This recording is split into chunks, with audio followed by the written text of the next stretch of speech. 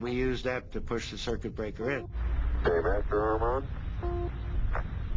Aldrin jammed his pen into the circuitry, and with Armstrong at the controls, Apollo 11 engaged the engine and hoped for the best. 9, 8, But would this desperate measure be enough to save their lives? stage, engine arm ascent, proceed.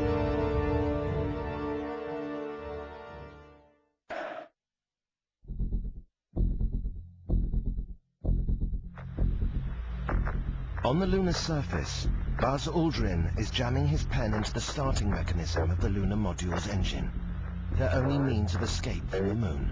7, 6, 5, port stage, engine arm ascent, proceed.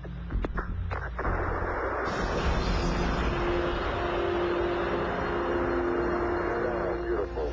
26, 36 feet per second up. 5 for the pitch over. Aldrin's ingenuity had saved the pair from a lonely death. It remained for the crew to rendezvous with a command ship orbiting far above the surface. Okay, Mike. I'll try to get position here, and then you got it. Only when this maneuver was accomplished could the crew begin to believe that Apollo 11 might bring them and their precious cargo of moon rock safely home. Once we left lunar orbit, that gave us, for almost the first time, a relaxed sensation of we're heading home, we're looking to come back, and then have our own slightly late celebrations. But they weren't home and dry yet. 8 days after the start of their mission, Apollo neared the Earth to prepare for the last great danger, re-entry. If the module approached the atmosphere from the wrong angle, it could burn up or simply bounce off into space. If you come in too steep, you're going to have very high G-forces, high temperature. If you come in too shallow, you won't slow down below orbital velocity before you start gaining altitude and going back out again. And of course, under those conditions, you may not have enough oxygen to survive coming back in again. See you later. There's blackout.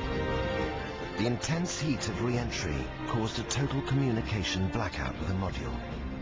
For 4 anxious minutes, no one on the ground would know if the tiny craft had survived the high temperatures.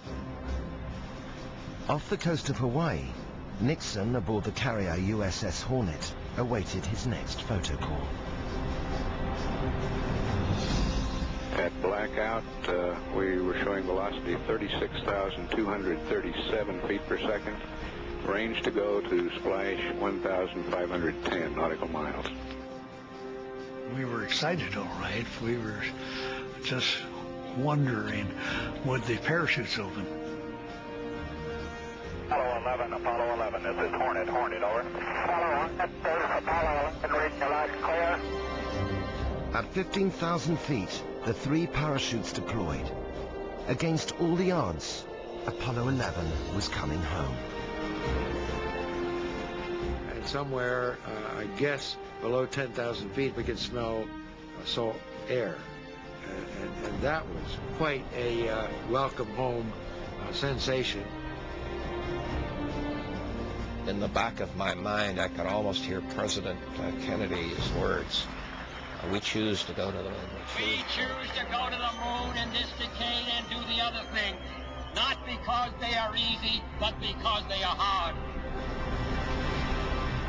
Now, all the close calls, equipment malfunctions, and human errors that nearly cost the crew their lives were forgotten. The first lunar landing was a success. NASA believed itself to be invincible. The feeling was definitely there that, man, just throw any challenge at us and we can meet it. We can do anything. You want us to go to Mars? We'll do that. You want us to build a space station? We'll do that. You want us to build a reusable space shuttle? Sure, we'll do that too. But over 30 years later, and with the reality of losing shuttle missions in space, the men on the Apollo team now realize just how lucky they have been. If we were to approach somebody today with the idea of flying to the moon, like we had in 1969, they would laugh in our face and say, there's no way that you're going to be able to do that. It's not safe enough. Spaceflight is intensely risky. High risk was needed to get that mission done. I think most of the flight crews would agree that had we not stopped flying Apollo missions when we did, we would definitely have lost lives on those missions. But despite the perils of blastoff, encounters with a UFO, low fuel, computer failures, and the need to save the mission with a ballpoint pen, there is still one man for whom failure was not an option. I don't look back and pat myself on the back for being part of a real risky maneuver. I think we made some bold decisions.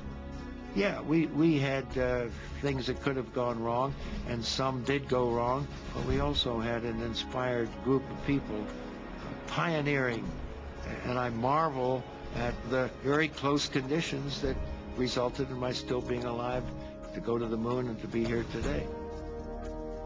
It is only now that we can truly understand just how close to disaster Apollo 11 really came.